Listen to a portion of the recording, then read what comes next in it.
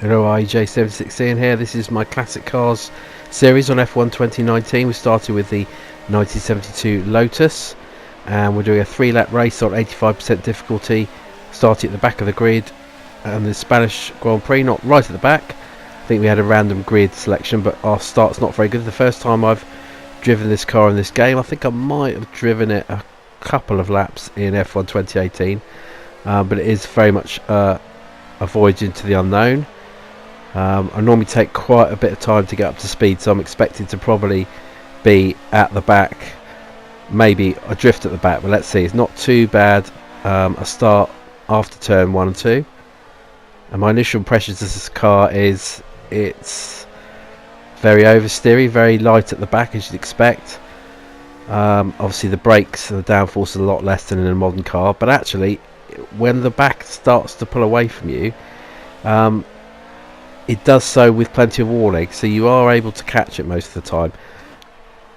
So it doesn't snap away immediately. There's enough time to put steering input and change your throttle input to catch the slide, and actually already halfway around the first lap it's a lot of fun. So this is the Lotus Ford 72D that took part in the 1972 Formula 1 season, in the hands of Emerson Fittipaldi and the Brazilian, and Dave Walker, the Australian. Fittipaldi went on to become at the time the youngest ever Formula 1 world champion in this car. Dave Walker though had a miserable time of it and didn't actually finish in the points. His best result was 9th place in the Spanish Grand Prix at Jarama, and there you go. Just as I said, it's easy to catch. Made a mistake, so I did do a flashback. I'm not ashamed to say. We're just going to do a 3-lap race and see how the car feels. So coming through the last corner, I'm some way back already. So yeah, Dave Walker didn't qualify in the top 10 all season. Had a lot of retirements as well. Emerson Fittipaldi managed to claim 3 poles and 5 wins, which were the Spanish Grand Prix at Jarama, the Belgian Grand Prix from Nivelles, the European Grand Prix from Brands Hatch, the Austrian Grand Prix from the old Österreich Ring, and the Italian Grand Prix in Monza. So I'm starting to get a little bit more feel of this car already, but you can see the guys in front are going at the same sort of pace, maybe slightly quicker, so I'm not really catching at the moment. If you watch the steering wheel very carefully, you can see how much I'm having to play with the steering to catch what looks like the start of a slide. And one thing I had to get used to was a couple of times I was reaching for 6th gear down the main straight. Of course it's only got 5 gears. We'll see what the top speed is at the end of the next lap. It's nothing like it is with the Formula 1 cars of today. Great sounding Ford engine in the back of this car as well. So as well as taking the Drivers' Championship with Fittipaldi, this car managed to win the Constructors' Championship, 10 points ahead of Tyrrell. That season they had a very strange scoring system. There were only 12 official Formula 1 World Championship rounds. There were a number of other non-championship races, and you took your best 5 scores from the first 6 races and your best 5 scores from the second 6 races, if that makes sense.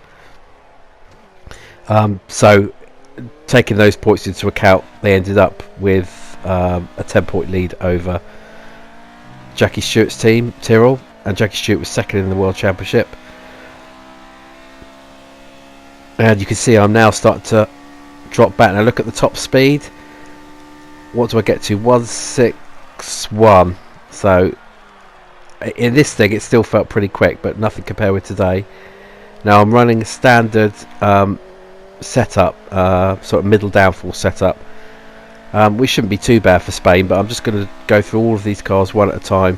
Not on the same circuit probably, but just do kind of the standard setup for that circuit. So this lap I was starting to get a little bit more confident and thought that there's a chance I could try and hunt down the guys in 19th and 18th. There's quite a gaggle in front, but you can see from the map that I'm sort of 3 or 4 seconds more than that actually behind. But I do manage to get through the rest of the race with no more flashback replays. This corner, so used to taking it almost flat in a Formula 1 car, and you have to really ease off the throttle. There's so much less downforce on this Lotus, but in terms of the enjoyable experience of driving the car, actually it was really fun. I really enjoyed it. So I'm probably going to go through and do the cars in year order. So next up, I believe, will probably be a Hunt and Lauda era.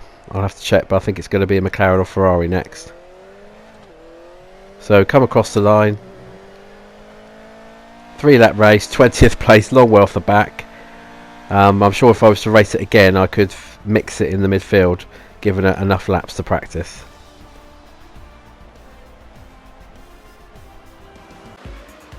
Just a few short shots from the highlights package, not the full package, but you can see that we're in a race with other cars of similar class. You can see the McLaren of James Hunt and Lauda's Ferrari in there, some other Lotuses like ourselves, and also I think the most modern car at the front of this grid is the 1981 McLaren, and also the 79 Ferrari I can see there as well.